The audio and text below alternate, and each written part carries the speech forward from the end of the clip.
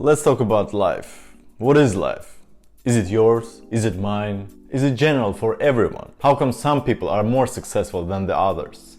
And what is success? Why can't we all be successful? How does one achieve success? Can I transform my life to be successful? You have to understand that the life isn't mine. I'm just a mere observer. The key is to not get attached to different sceneries, because ultimately there's only experience, no experiencer. Same things can be felt by different people, and we're there to take part of it, not claim for it to be ours, not claim for it to belong to us. The reason why I'm saying this is that because that type of attachment is what causes you to suffer. Identifying yourself with certain things in life and painting a holistic picture of yourself. This is me and this is who I am. The problem with that representation is that it limits you. As soon as something interferes with that picture of yours, you take it personal, you get hurt, because it clashes with your view of the world, of life, of yourself. That's why transforming life is so goddamn hard, because your hardware is overloaded with information that doesn't serve you. On the contrary, it abuses you, and it takes a lot of gut, willpower to rewrite that hardware of yours. And even if you come to a conclusion that you want to do that, it's not so easy, because access code to your computer is blocked by a password. And you know what that password is? I give you 3 letters. Are you ready? Ego. I'm yet to do a video on ego, but basically ego is not just being selfish towards others. It's being selfish towards yourself. Whenever you say that you're weak, you're shy, or introverted, or something else, you're resisting to change, because that's what your ego is comfortable with. It doesn't like any change. And how do you overcome your ego? Oh yeah, hitting rock bottom.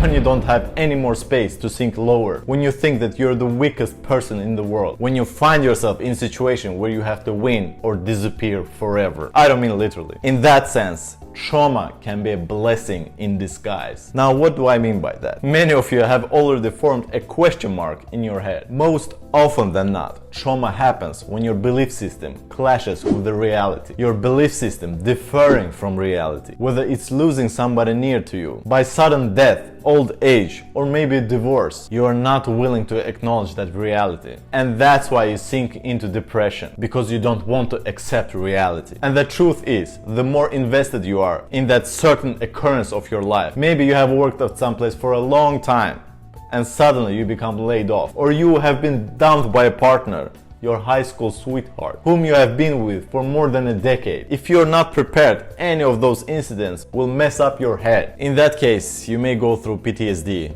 post-traumatic stress disorder, and it takes a lot of time for it to dissipate.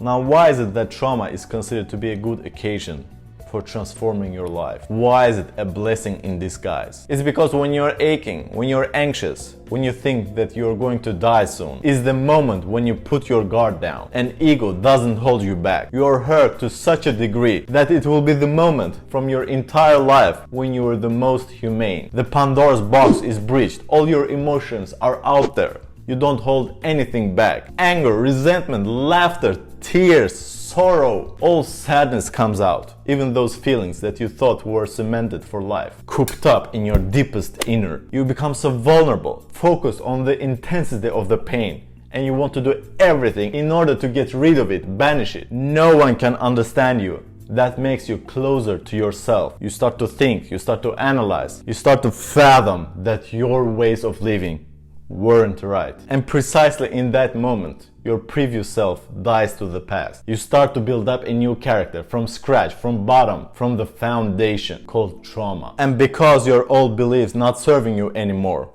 you have to adapt, make changes, become new, reincarnate.